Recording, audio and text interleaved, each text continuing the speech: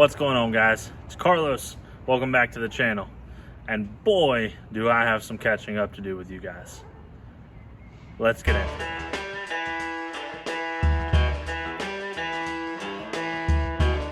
it. So it's been about a month or maybe 2 months since I last filmed a video to upload to YouTube. I know I had a couple of videos that trickled in from the XJ series, and I know that I do owe you guys a giveaway update, so stay tuned for that. We're definitely going to talk about that in this video, but I want to give you kind of a recap of the last 2 months of my life.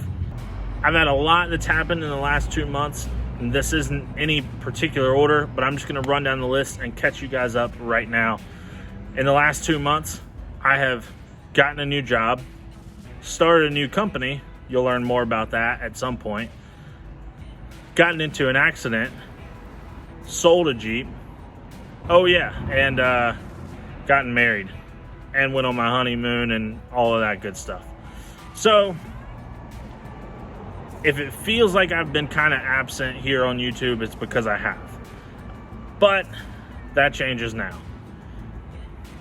Like I told you guys, I started a new job and I started a new company.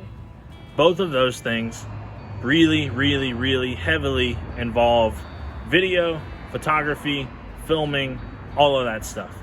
And as part of that, I now have quite a bit more free time to actually go ahead and make the videos that I want to be making. So the rest of this video is actually going to be talking about the accident that my Jeep was in. Yes, I'm talking about the flatbed Jeep. We were involved in an accident with that, and we've just about sorted everything out with insurance. So because of that, I now have a little bit of freedom that I can kind of tell you guys what happened, how it happened, how everything is going to end up, and what potential upgrades I'm going to be making to fix things that were damaged in the accident. The last video I posted was probably an XJ video for the Save It or Scrap It series that I was doing, and I've got another update for that here, but we'll get to it.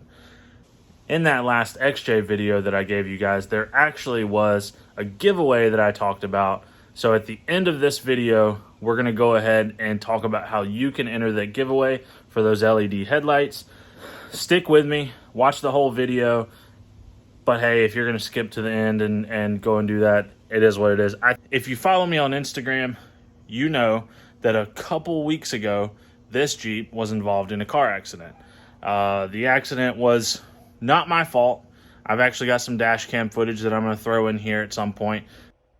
And I guess there's really no better time than right now to show you the video. So as I'm going down the road, it's obviously raining. There are 2 cars in front of me. One of them, the one at the very front of that pack, is going to decide to just turn from the far right lane all the way through the intersection. And right about now, they hit head on with another car and proceed to hit me. So here is the damage I received from being in the accident. So when they hit my Jeep, I didn't really think that there was all too much damage, but I did end up sticking around for the cops. I did end up driving the Jeep away from there, getting it home, realizing I probably shouldn't have driven it, because there's a handful of issues here. So let me take you around. Most of the impact was right here on the rear axle. The rear wheel, tire, axle, all of that really kind of took the brunt of the impact, including this shock, which as you can see has a bend to it. That shaft is no good.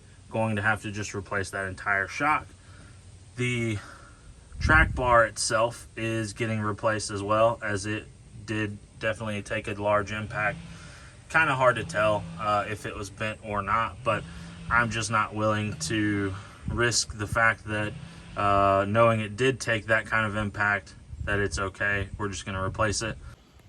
So it's hard to know for sure if anything was really damaged with the axle itself. I can tell you If this was a stock JK axle, it wouldn't have fared as well as this. So luckily, being the 1-ton axle, 14 bolt, it has done its job.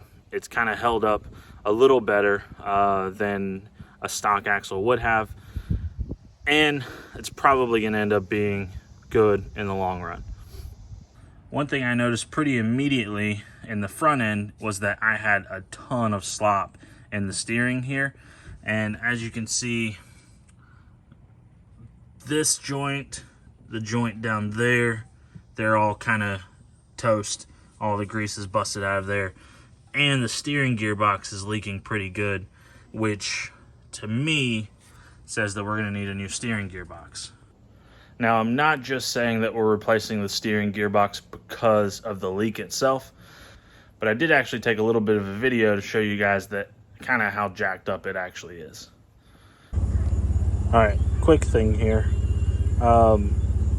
Just watch the tire over there as I'm turning the whole steering wheel like most of the way. Yeah, that shouldn't be happening. Now, as luck would have it, something that I was anticipating having to change in the future once I did the 1-ton swap was going to be going to a hydro assist steering. And being that I am going to end up replacing this steering box right now anyways, it's probably a better time now than any to go ahead and get ready for hydro assist.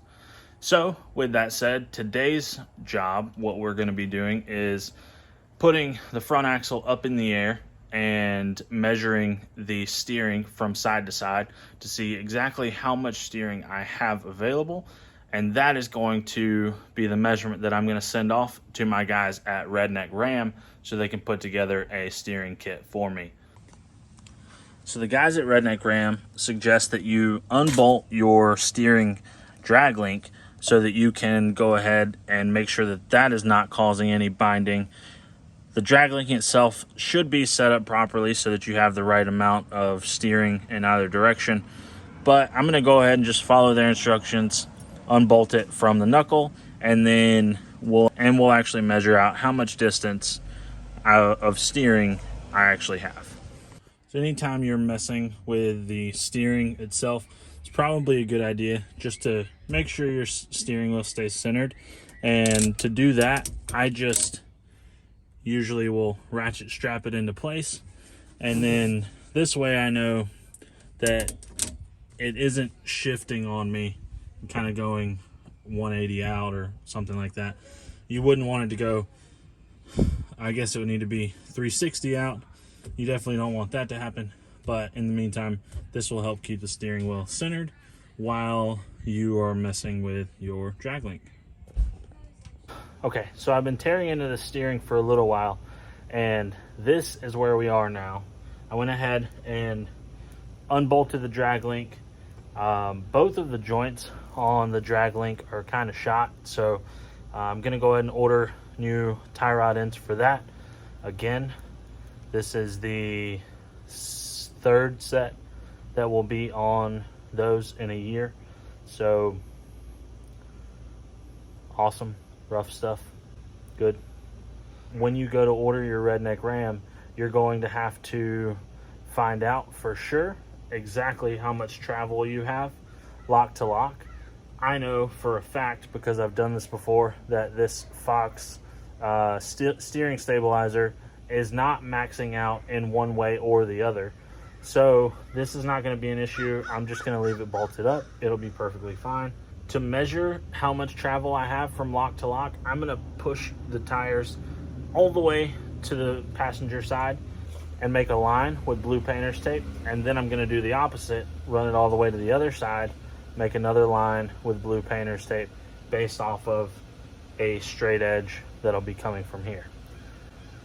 Then we'll take the measurement between those two pieces of tape, and that will be the measurement we'll send to the guys over at Redneck Ram.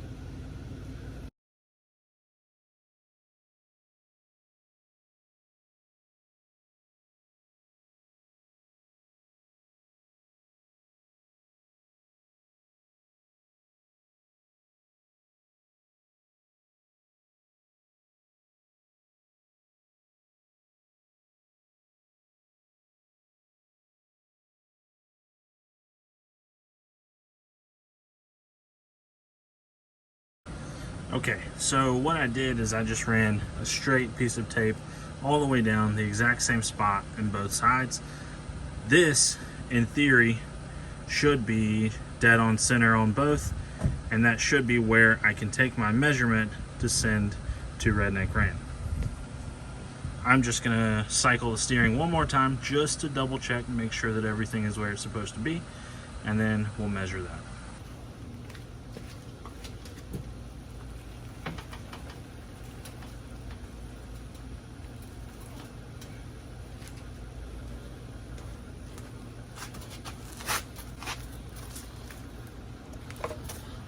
And it's a good thing that I did that, because as you can see, apparently I didn't have it all the way to lock the first time from my line. So now I get to redo that. And going from roughly on center to on center, looks like it's about 6 inches of travel for me. It may be different for you. I believe I watched one video and the guy had 6.5 inches. These Kingpin front axles are kind of notorious for having a little bit of a poor turn radius, so that 6 inches is about what would make sense to me. As for the giveaway, if you want to enter to win that set of LED headlights for the Jeep XJ, I showed you guys them in the last video. I ended up only going with one set. Oh yeah, the XJ was the Jeep that I sold, if you didn't figure that out already. I'll make an update video about that and a breakdown of how that went. But if you want to enter for a chance to win those XJ headlights, here's what you got to do. I need you to drop down below, hit the subscribe button. If you've already subscribed, you don't have to do that. But make sure you stay subscribed. Don't unsubscribe. I don't need that. I need you to be here with me, support me. Now, after you've subscribed, I want you to comment down below. If you comment down below your Instagram username or your Facebook name. If you don't have an Instagram, comment your name on Facebook, because in the description, there's a link to a Guy with a Jeep Facebook page. I need you to go and like that. If you don't have an Instagram, if you got an Instagram, you're good. I'm sure you already follow me. If you don't follow me, you need to. Link down below. A Guy with a Jeep on Instagram. I'm going to do a random comment generator 10 days from today. Today is this date here. 10 days from now, random comment generator. I'm going to pick a winner for those headlights. I'm going to ship them straight to you if you're in the United States. If you're not in the United States, I'm sorry. We'll do something in the future. I will ship them straight to you. No expenses, no nothing. They're yours. I don't care if you keep them, put them in your XJ, put them in your YJ, put them in the trash. I don't care what you do with them. They will be yours to keep. So, like I said, subscribe here, comment down below your username, and make sure you have either liked the Facebook page or follow me on Instagram. That's all you gotta do. That's it. Thank you guys so much for watching. I will see you in the next one. And until then, I need a better outro. See you later.